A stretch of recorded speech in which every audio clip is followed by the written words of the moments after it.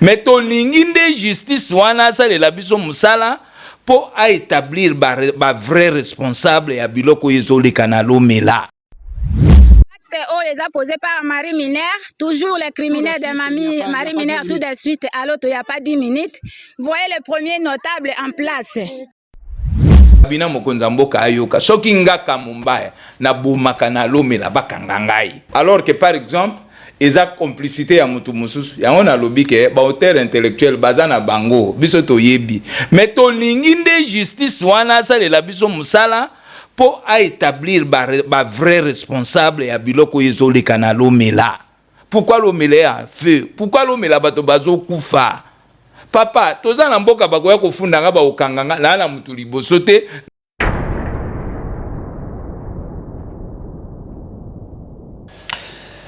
Amis du MAG Offline, nous sommes heureux de vous retrouver, les duos Blaise et Fabien. FLK et BM. Et les gens disent que nous sommes les deux Ouazalendo. Ah bon? C'est oui. Très intéressant. Vous ne lisez pas les commentaires? J'ai les commentaires, bien sûr. Nous sommes les Waza. Il n'y a que Inès qui lit les commentaires et qui réagit. RS Bac est là pour ça. Oui, mais il faut... Prochainement, elle va abandonner le rideau pour être sur le plateau. Pourquoi pas? Voilà. Hein, c'est ça la démocratie, oui, non? C'est ça la démocratie. Oui. Voilà, nous sommes ensemble.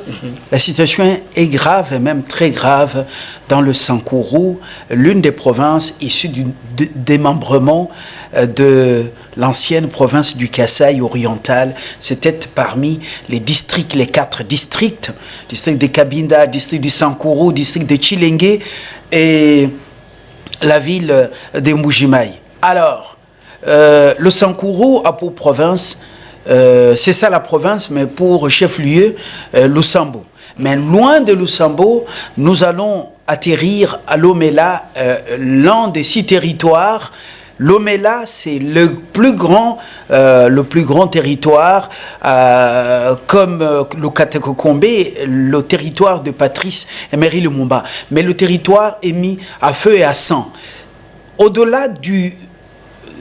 voilà, de la misère, parce qu'il n'y a même pas 1 kilomètre asphalté de route. Au-delà de la misère, c'est donc les politiciens qui opposent le peuple. Et le peuple est en train de s'entretuer. Ce que je dis, si je vous montre les images, eh ben, on va être bloqué. Mais on vous montrera quelques images de manière professionnelle pour rester dans le respect des règles de l'art. Oui. Ça tue maintenant. C'est l'un des territoires les plus armés.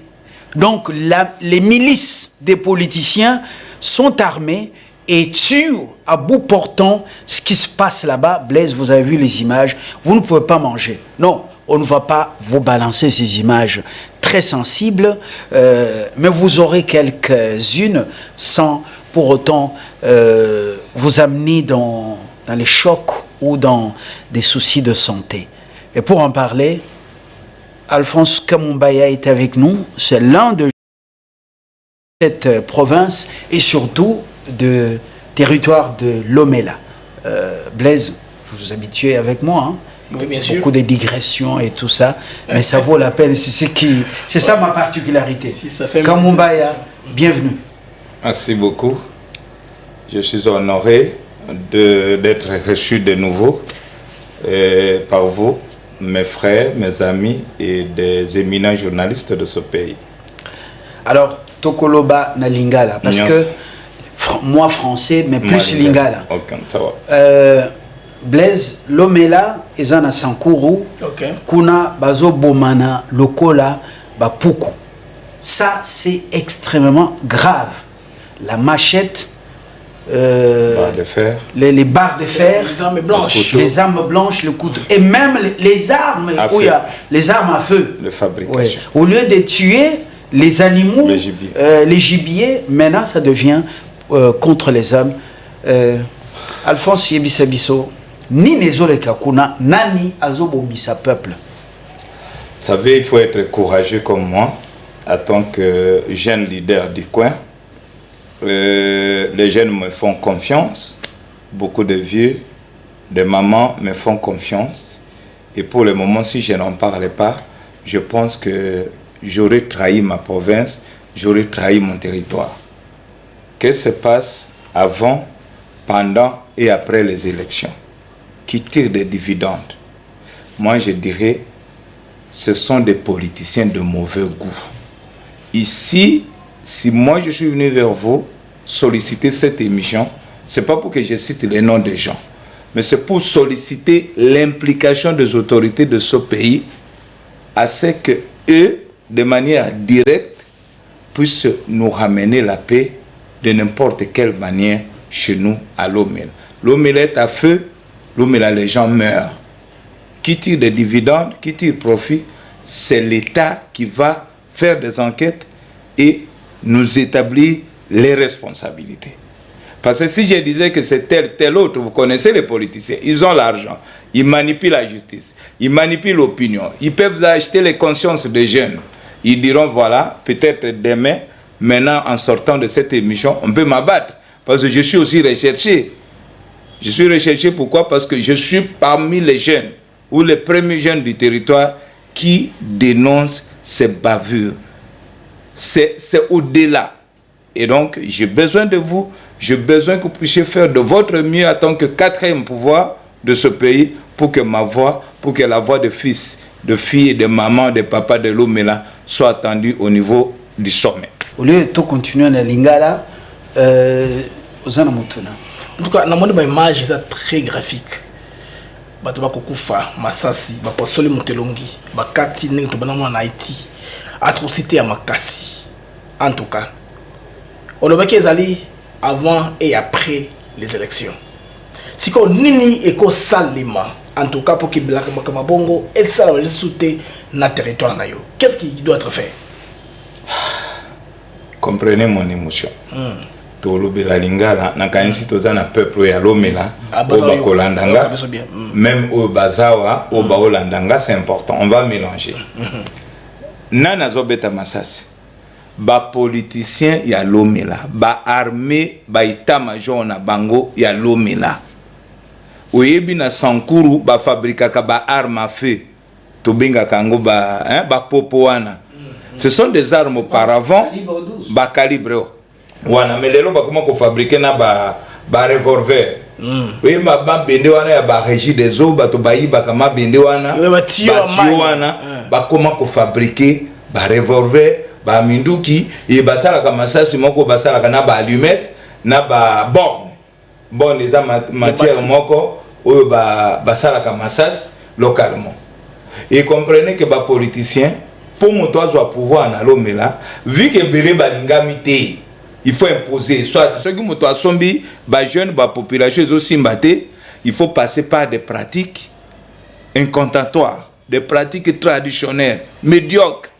Ba pratique ango yangwana na oyibisayo ba flèche, il y a des gens là, avant les élections ba flèche qui papa moko akufaki et de couteau ba couteau ana ya pression. Hein, to yeba ki ba couteau à pression c'était pour les militaires, mais bango ba koma ko sombela bato na bango ba courageux na bango pour empêcher ba kam susu ba accéder na territoire wana te. En dehors de ça, minduki wana bomoni avant-hier na village moko ba bengi Chulotenga à 75 km de mon village, 60 km du centre de Lomela. Bato ba beti masas ozomona wana ba beti masas à bout portant. Pourquoi? Moi conflit moko ezakuna ya ba chef coutumier. Conflit wana ezanini papa na mwana bazowe la pouvoir, papa azalaki na pouvoir ate, politicien moko alinga récupérer mboka wana na makasi. Alors a imposé papa contre bana naye. Et armé bato wana l'air mwana zonga ki na mobembo paf ba fungoli feu.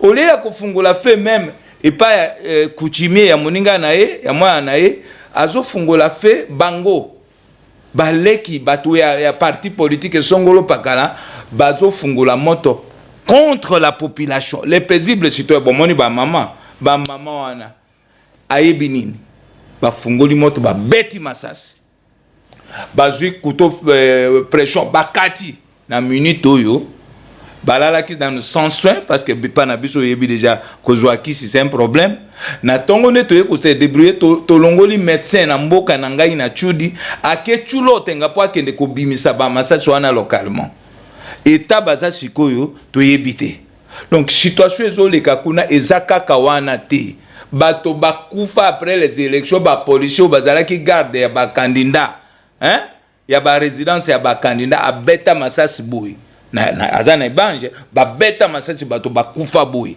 makile tanga na lomela makile tanga na jonga donc lomela nde na oyebisa bino boye ngam moko en tant que citoyen na okokolo bate que tel moto azotia moto il faut kaka l'état na biso au niveau national parce qu'au niveau provincial bato wana nyoso baza corrompu ezala gouverneur ezala ba commandant wana ba ate mutu soka za union sacrée azana poste à monene il utilise le nom du chef de l'état au lieu de l'utiliser en bon maintenant il l'utilise en faux pour avoir pouvoir que le chef de l'état qui ngana du pouvoir ba voter ngana soka ne pouvoir la makila c'est ce qu'ils font chef de l'état ko yebate ba institution côté ça niveau il y a ministère intérieur requête parce que actuel ministre Azamuto il y a espace grand Sankoroté grand Gasaïté Azamuto Kivu. Donc il n'a pas de conflit d'intérêt. Mutabongo ne déjà mené Chabane moyen qui ne beta porte pas na ezate. Na lingi na yebisa yo que les ba destituer gouverneur Victor Kitenge.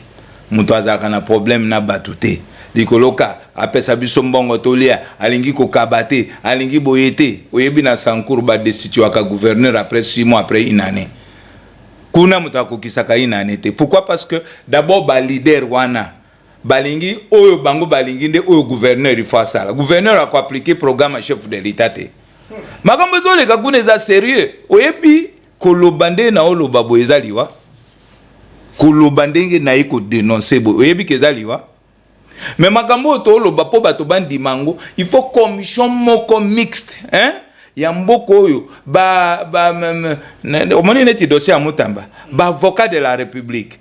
Hein? Ba expert ba sangani ba kiti nanu kuna na lomela ba ke kotala makambo ezoleka ba koyeba ke auteur azosala makambo azaka na kati ya ba institution il prétend là-bas que yaza na chef de l'état aza na poche na c'est lui qui fait tout siko na niveau ya mboka moto asala kana chef de l'état okoloba na nini oboyi to citer ba kombo ya bato Blaise aza na raison oui ngana yebi na kati ya batwana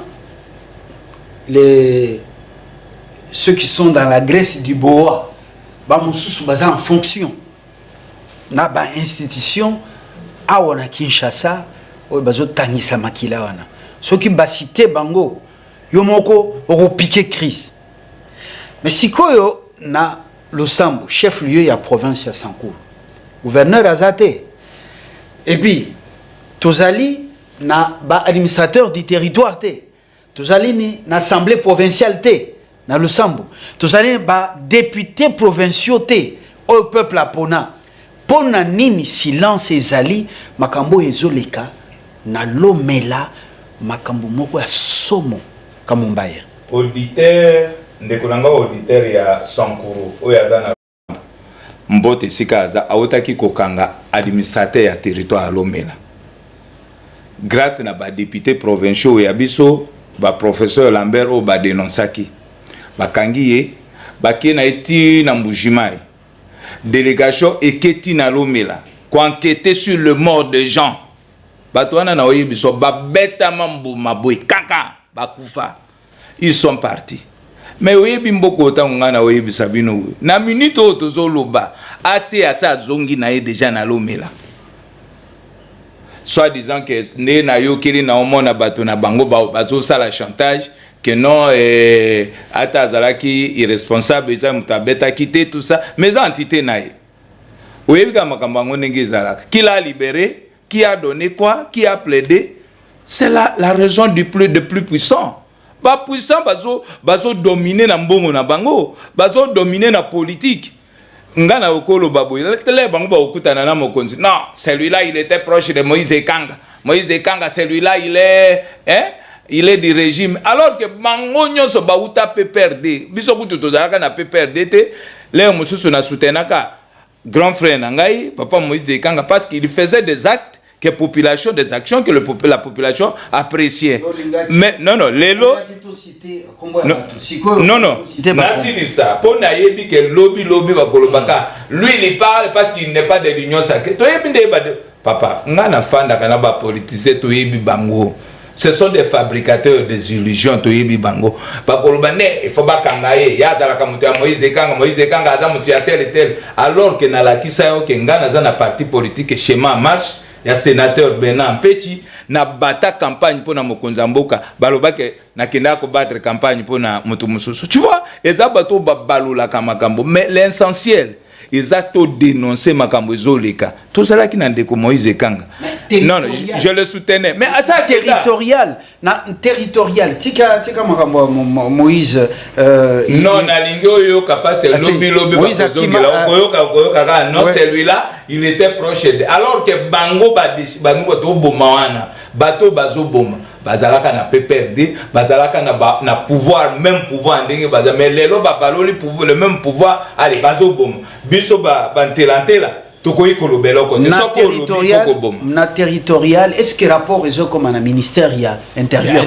Est-ce que vraiment il y a l'autorité de l'État en Bokanabiso? Boli Sanga, que ce moni ba délinquant ndenge bazo boma population kuna la milice au service. Il y a des politiciens. Même politicien, politicien. Je dis, na lobby politicien. Makambo nazoloba, ce qui est mon image, au koliate, ba politicien qui affame le peuple et puis bazo utiliser bango babomana. Kamumbaye. Est-ce que le ministère intérieur a allé informer? Oui, il est informé, mais malheureusement il y a des débats entre les éléphants, hein?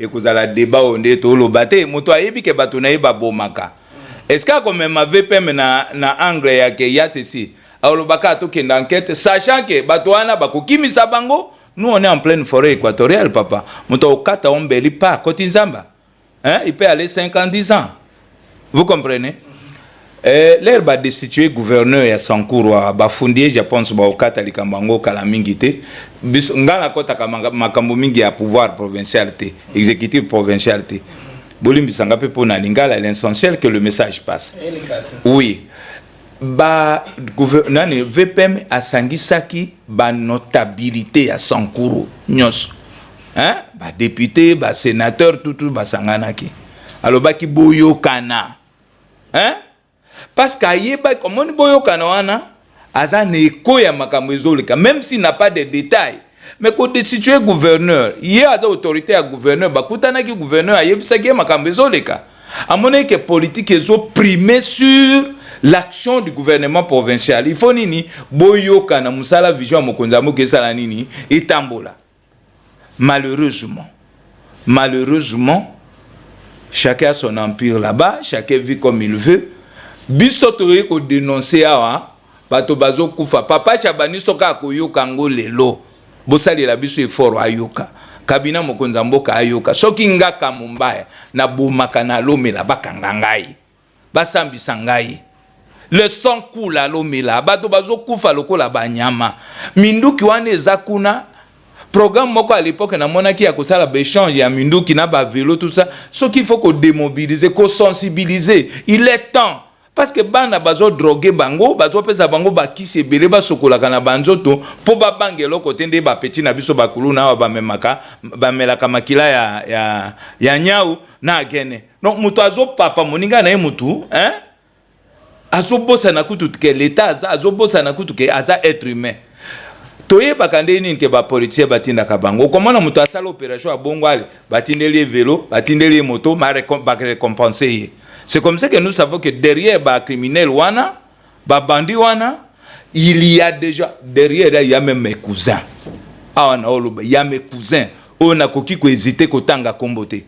Quelqu'un comme Kinyamba, c'est le nom de mon grand-père. Quelqu'un comme Lutundula.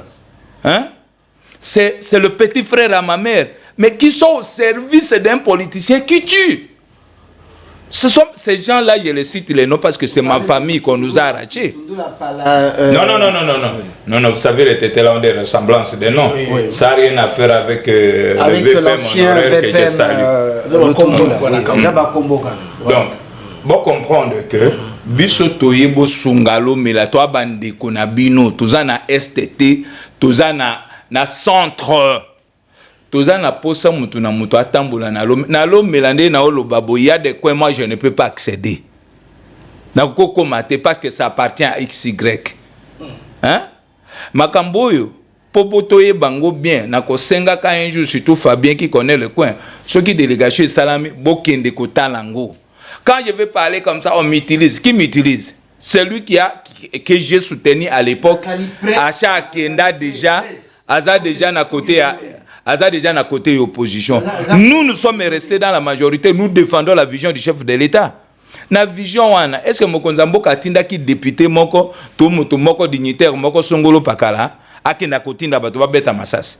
Yo zolo banga na otinda bato te, mais tout le monde connaît que bato na yo ne bazo salaboy ba chef coutumier nyoso bakota na politique à cause de qui les insère, qui les introduit en politique. Nana zominga ba chef coutumier na politique. Vous savez que ce sont des politiciens. Chef coutumier oyebi sabino awa boko voter te awa c'est tel. Est-ce que c'est ça le rôle du chef coutumier? Makambo li kanalo mela yango wana. OK na jonga.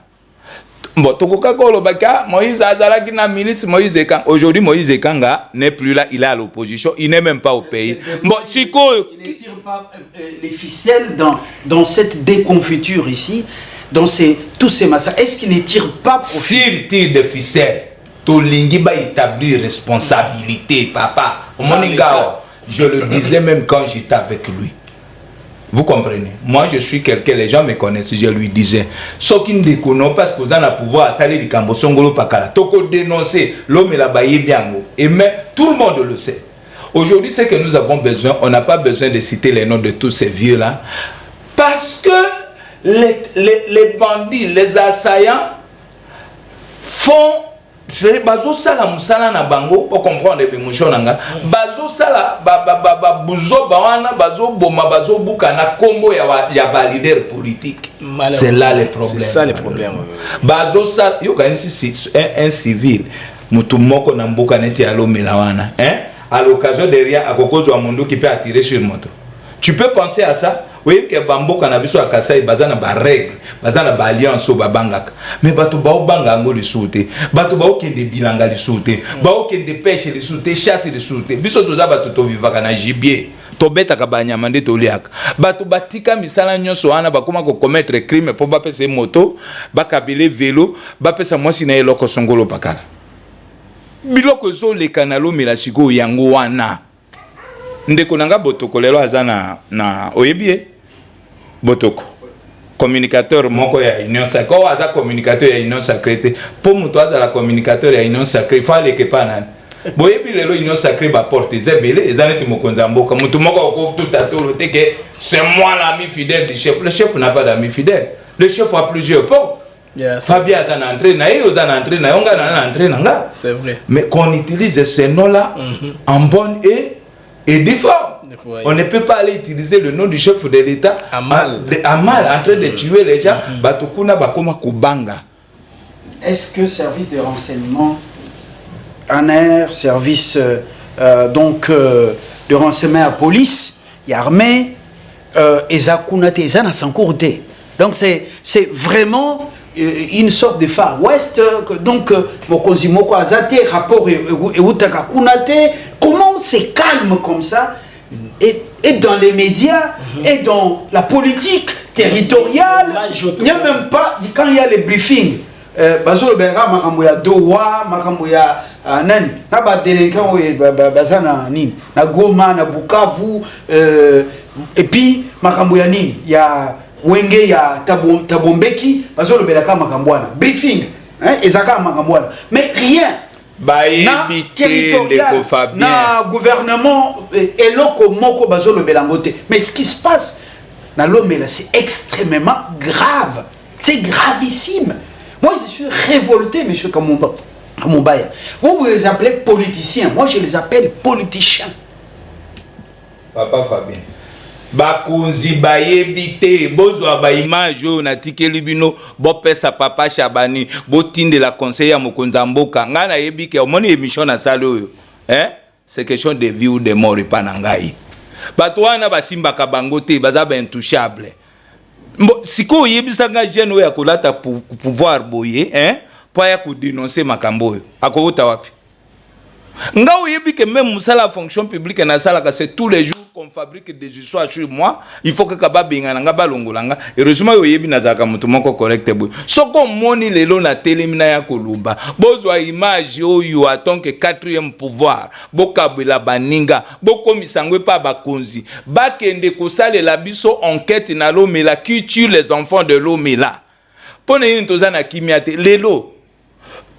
Ba député nationaux na biso balobaka te pona nini bato bazo kufa bozo loba te pona nini gouverneur na biso aza suspendu oya aza intérim wana je l'ai même appelé, j'ai dit à ses frères qui va payer cher botini ba police nyos soki batindi police okomona bato mbongo batindi le bango mbongo basuki quelque part bazongi ole bakanga ba vrai auteur ba vrai criminel ba okendo tia maboko kutu na parti ya o baza na raison. Donc tango ozolo bawano zomona neti ezaneto ombre moko ezawana siko ngai na yebani na papa Shabanite na yebani na mokonza mboka te yebisanga biloko na kokomisela bango selon yo soki komi bakozwa conscience bayebaki na mboka moko kuna na territoire moko bana mboka bazolela mingi tokende nanu kotala Azalaki vice-premier ministre en charge de l'intérieur, décentralisation, sécurité. Oui, affaires coutumières.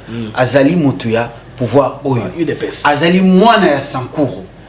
Est-ce que aza au courant te na pesi mbote na grand frère nanga oui VP Marcelo na memela ki ba image to solo laki donc allo bien le côté mais a commis député aza biso tozana ba député mais il faut nini à saisir bureau et assemblée nationale eza na vacances parlementaires te baza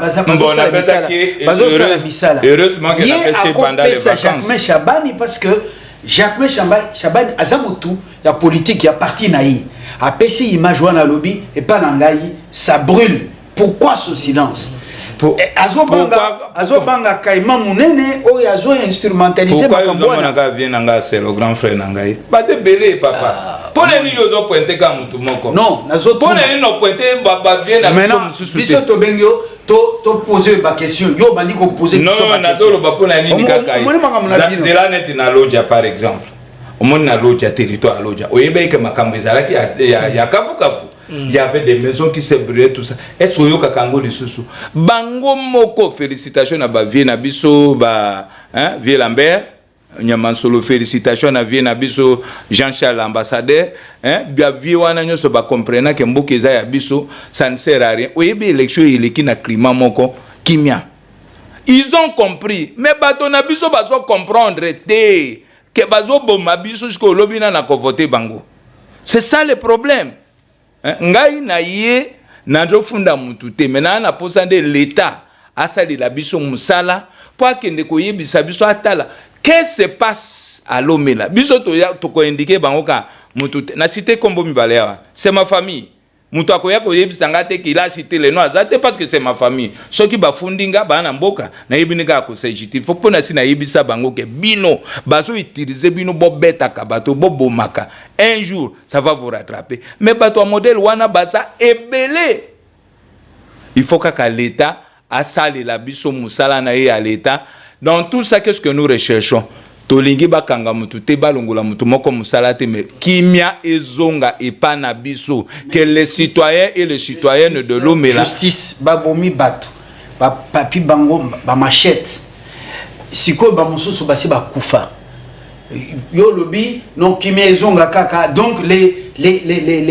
cette milice ba oyo ba politiciens bazo bokola milice on est continuer kaka donc qui est une sorte de purgatoire au nom de la paix. Badiabo, ministre écoute trop fort parce que bato na bato ba agissa kana ndenge na bango.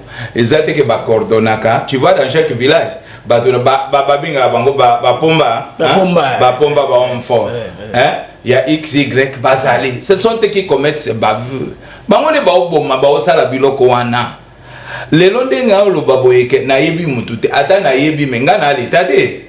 Il faut l'état à ça la musala na il faut citer ba kombo la bango pour établir soki yindi Blaise bakoya mais bazana droit il y a qu'à répondre, droit de réponse. Baye, bah c'est justifié. Ozo bangani. Et pas na et pas na biso tango na olo bakimia, kimia po na bato batikali. Hein? Kimia na zo sengeza po na bao nanu bakufite. Mais bao bakufaki, qui va déclarer la justice? C'est la même justice là qui va soigner Pota, il faut au banda au fongolango au longola ba nini ba biloko nyonso ya mabe et puis après voilà et puis aussi produit aussi médicaments pour Pota et Kauka mais aussi te ba combo ya ba kaima oyo bazotinda ba miliswana po baboma batute olobité ozo beta kamba mabanga vient ngai tel honorable tel vient ngai tel non. Oh, c'est un moment difficile. Bon, c'est un moment par exemple, Batu Bazali, Bazana institution, oh, Bazo Bomisa, Batukuna. Alors, pourquoi Kobanga Bango? Ceux qui, droit de réponse, ceux qui Bazo se sentir indexé, Bakoya, droit de réponse, Toyambi Bango Kuna, Topopoli Bango ba question. Yo, Zo Bangani. L'air Bakonji Bakozo a dossier à travers votre émission, notre émission, hein? Bakubengi sangati hein oyebeza musala ya justice makambo ebele ya justice papa Fabien eloba makadi kuboyete bato bafandi wana Kinshasa yoloki bato babomani na mboka soki na cité lelo kembo ezangai honorable Kamumba hein nde na bomi mato alors que par exemple eza complicité ya mutu mususu yango na lobi ke ba auteur intellectuel bazana bango biso toyebi mais to lingi nde justice wana salela biso musala pour établir ba vrai responsable ya biloko ezoli kana lomela. Pourquoi lomela a feu? Pourquoi lomela bato bazo kufa? Papa, toza na mboka bakoya kofunda nga ba okanganga na mutu liboso te na mutu na simate. Oyebi lelo ba okokotela nga na ndako ba na mbongo okosomba nga pe ba betinga mboma na kei. Ba oyo ba kei wana justice ezate. Soki nga lelo na kei na koya ko dénoncer biloko. Nazana 3 questions. Ya liboso. Lelo tozali jeudi le 4 septembre 2025. Jour, date où il y a émission à l'élo. Bilan, il y a tuerie, kuna, n'a pas blessé. Ça peut s'élever. Quelles sont les statistiques? 2. Ti l'élo, il y a jeudi. Parce qu'on continue au Boma, parce que mercredi, n'a boutou babomaki, n'a pas babomaki pe makasi. 3e question. L'homme et la territoire mounene, ezalina ba leader politique combien cité ba kombo na bango nako cité kombo ya ba leader politique ya lomenate pour des raisons d'enquête et de confidence mais bato ba kufi na koyebisanga les leaders du coin il y a Kamumba notable ba notable mususu bazali au cité ba kombo na bango tomona toyebi yo toyebi Moïse Kanga ya Kimamboka Fabien akenda na telantela maintenant sikoyo kuna banani bazali ba leader ndelo kwa sala mabe koleka yango wana toyebisa etika la soutenir ndeko nayo Félix soutenir ye expertise oyo azana ngo tiawa ako alinga kite yango moni biso na divorce kota parce que biso na sina yebisa ki ata yo linga tribalisme te biso tozo soutenir ndeko na biso Fachi Béton parce que lobby to ana posa to apporter o to ki ko apporter pour lobby ko régler biso ba compte ba koloba bino ba kasayende bo bandai ko gérer mboka yango wana tozo insister ba kasaye batika ko swana entre bango na bango batika pe ko boma bande ko na bango et ko bebisa bilan ya ndeko na biso eloko wana na yibisa ko tous les jours. OK mais ce ko yozo luka ba leader ya coin na tiki primaire na justice omoni biloko oyo tozo projeté marche moko munena wana Kisasa esika kani to kende ko déposer ba document na ba preuve to ko citer kombo amutu te mena justice na intelligence na biloko na enyo sa salaka akosala ngo po ameka ko établir ba responsabilité soki ngai oyo nazali boso na bino na bomaka ba yebisanga ke parmi ba tueur yo za na kati okosamba. Maintenant soki eza muto azotinda mbongo na libanda ndenge tolobia justice ezaka justice papa yoko ki mamboko oyo okelibela ata après 10 ans ekozwayo. Maintenant ozotu nanga combien de morts okoleka 10 morts les blessés on en compte pas net avant-hier wana muto akufa kite bansa so bomoni wana ekotaki bato na nzoto tisiko bazolongola bazosoigner muto na kufite mais il est vrai ba beti abu portant omoni masasi muto bato bazoki mutu abetami couteau pression 8 cm bazo traité bato nani bakufite mais l'acte déjà ya kobeta massage biso to na guerre te to bambila te et pas na biso bayeba komoni bazo tozo bomana likolo $100 likolo yo kanisi nani bapesi immeuble kuna nani bapesi mutuka kuna to avion bato bazana mboka passe leki alors on envoie les gens de faire n'importe comment yango bazo sala. Maintenant il faut faire quoi? Il faut décourager, il faut sensibiliser et il faut que la justice soit faite pour nos frères et sœurs qui ont perdu la vie sauvagement. Baza ba innocent basale lo côté. Et lo kwana ndinga na yiko réclamer. Les restes natiki primaire na justice. Papa yo kanisi na yebi batote nazo bangate metala na tika na batela moi vie oyo. Hein? Papa Fachi alobaki état de droit pour tout le monde. Les lois basambishi ministre de la justice de Mutamba, non? Ça dit que devant la loi, devant la justice d'aujourd'hui, na programme à Mokonzamboka, Moutounion suifa samba peu importe. Bato ba utiliser ka kombo na ndenga amabe kaka kunande ba ko établir ba responsabilité. Ah oui pas na ngai te. Ngana iko dénoncer ba fait ezomonana. Ba village yebani, bato ba kufa pe ba yebani. To sengi l'état na biso lingari eza penza na ya batetele koti na ya bakanda nyoso to sengi l'état na biso akuti la biso solution mutu nyoso akoyoka émission oyo bana lomela bazo omoni ba jeune yo omoni bango omona bango ne tozana bango jour à marche pour komona bango tokozale belé marche pacifique ya okende ko déposer ba preuve wana l'état ndako ya koyebisa biso que voilà bato bakufaki baza autant mutatindaki bango to bato babomaki baza autant après ngana koya ko détailler ba kombo abatu pona yena pesi bakuluto na ngambote parce que na loja ils ont compris une chose que chez nous on n'a pas encore comprise. Cette chose-là n'est pas encore comprise parce que bah éviter que la vie humaine est sacrée. Luka pouvoir na onda ndingo olingi mais ne tue pas tes frères et sœurs nana okendo sali nana osali la prochaine campagne.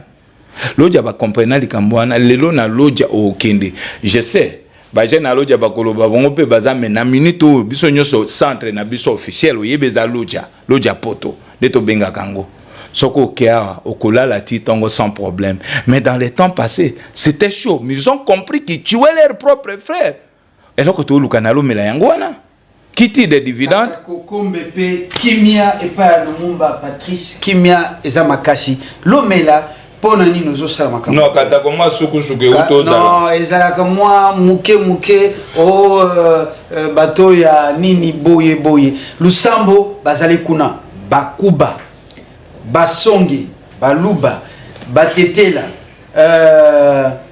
banani nani comment les bakomputu tous ces gens là sont là. Je t'informe que kuna il y a au moins 5 langues.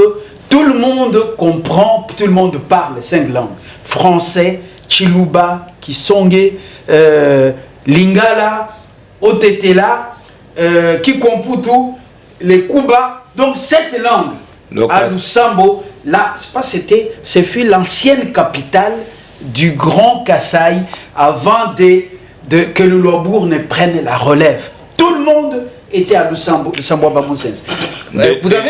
Vous avez été souple. Bon, quand je pose toutes ces questions, pour nous pousser, nous avons un second repère de l'énorme, mais c'est bien de rester sage.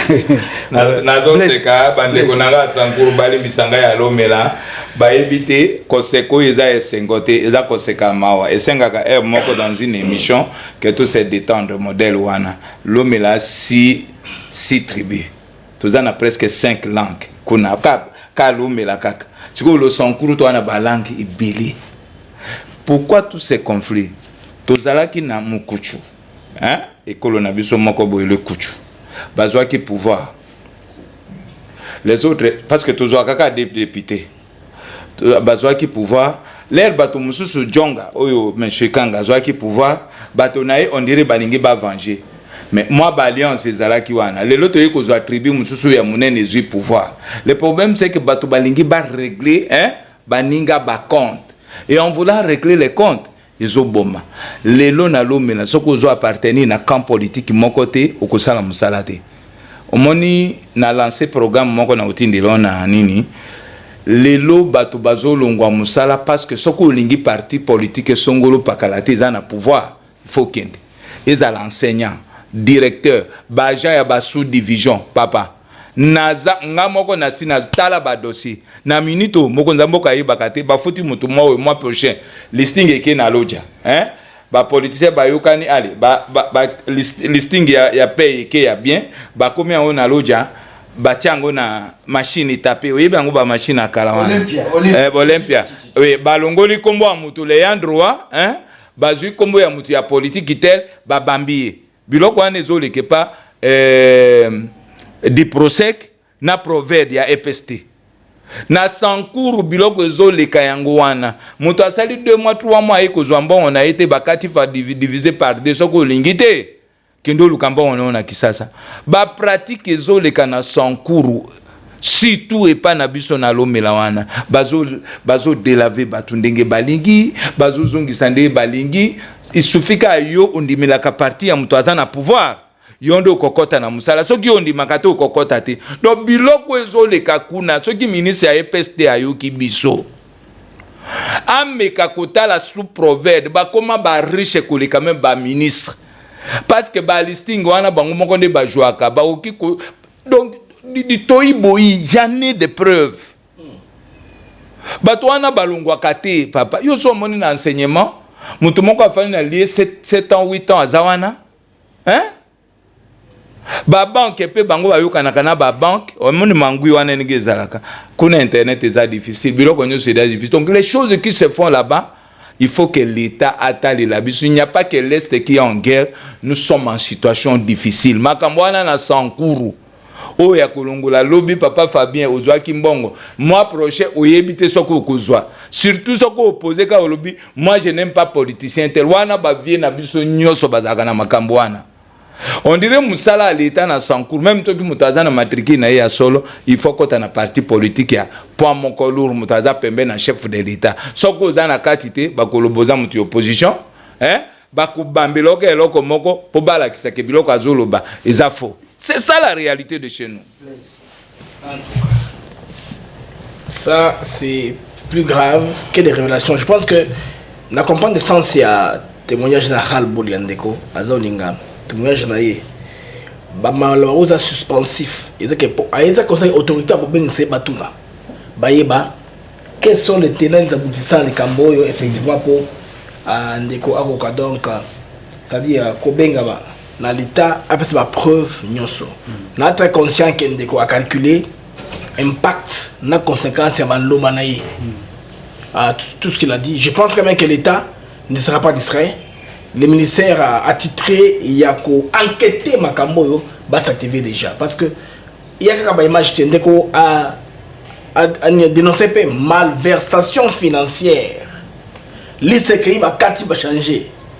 Mais là, on délaver ma partie est intolérable dans le siècle présent. Je pense que même que l'autorité va yoka des consoki à l'Iloba ya souka on a déjà parlé pendant 40 minutes c'est suffisant bah yoka mon sur lobby alors nini il faut au moins que zanga qui obakisa pour que l'autorité ou l'interabiso bayoka de manière substantielle makambo yo krina yo par rapport à la situation exactement na lomela. Bakonzi bayo que la peuple ya lomela mawa bayo que la biso mawa il faut vraiment que état de droit et ça na lomela tu vois ici na oyebi sabino que on n'a pas besoin ya kolukela mutu moko malheur te balongola ye pembe na mokonza mboka bien basa il faut bato ba leader politique baye baka ko contrôler ba collaborateur na bango. Tout ordre n'est pas permis de donner, tout ordre ne s'exécute pas malheureusement. Kaka mutuneti ngaboye so tininga kendo sala boye na kondimango te parce que moi je connais la justice, je connais la loi. Biloko nazo dénoncer ya nazo senga yo émission moko bana lomela to ya wata 50 lobby on va payer toko tondawa OK to sala émission na yo basi na mibali to sala émission na yo nazo sengo eloko mususu nalingi na luka ba frais toko cotiser totinda journaliste moko akende lomela bango bayeba te ke totindi poso ki totindi journaliste bayebite ba ko agresser yo o comprendre po biloko tozoloba soki batuni auditeur ya mbujimai batuni auditeur ya Sankuru na Losambo ana ba élément oyo ba député provinciaux bazawa parce que ton projet peut marcher na bango. Le gouverneur intérimaire un frère ici pia il est ici biloko nazo loba eza du nouveau chez nous té, ce sont des réalités nazo kosela mutu makambo te na na tina kosela mutu makambo te. L'homme et la baleli bazana kimia. Mais malheureusement, ta kimia côté, il faut sensibilisation et côté à makasi pour peuple wana ezonga uni. Le peuple est trop divisé à cause de la politique et la vision du chef de l'État. Ezo salama bien te kuna. Merci beaucoup. Mumbaya pour cette dénonciation et surtout les éléments d'info. Vous êtes resté très sage. Vous êtes resté interpellateur, c'est très important. Vous n'avez accusé personne et cité le nom de quelqu'un pour dire c'est lui l'auteur de ce qui se passe à Lomela. Lomela à feu et à sang. Je vous garantis que je vais envoyer les images que vous avez envoyées. Je vais les envoyer ou les partager avec le vice-premier ministre, un homme humble, vice-premier ministre Jacquemain Chabani, Oui. dont j'ai les contacts. Je vais les lui envoyer tout de suite. Et je vais les envoyer également au chef coutumier, l'un des chefs coutumiers de Rutshuru, qui est le vice-ministre en charge des affaires coutumières. Parce qu'il y a également Mwami. Voilà, je l'avais reçu autrefois sur le plateau. Je l'appelle, il décroche, il est resté un homme humble. Je vais les lui envoyer. Il a été en Europe, il connaît ce que c'est un état de droit. Je vais les lui envoyer, qu'ils se mettent ensemble avec le titulaire, qu'ils voient ce qui se passe là-bas. Peut-être, dans les bureaux, ils n'ont pas ils ne connaissent pas ce qui se passe sur le terrain. Les BI, les BI pour informer tel ou accuser tel, mais il se passe des choses là-bas, comme les Rwandais le font dans l'Est. Et ça, quand j'ai vu ça, ça m'a révolté. Vous me connaissez très bien, ça m'a révolté. Je vais envoyer ces images, je vais leur envoyer ces images tout de suite, comme les latinistes disent, iketnung. Et je demande également, pour l'instant, on n'a pas lancé les appels pour dire Boyokana et ainsi de suite. Il faut que la lumière soit faite, que les auteurs de ces milices et leurs milices soient identifiés et qu'on puisse désarmer tous ces voyous qui sont en train de donner mort, de causer mort d'homme à Lomela. Et qu'on puisse les décourager. Même s'il s'agit de les amener à la prison centrale de Kinshasa, qu'on les amène ici, cette fois-ci, même pour rengorger, qu'on puisse rengorger ces prisons. Voilà, merci d'être venu.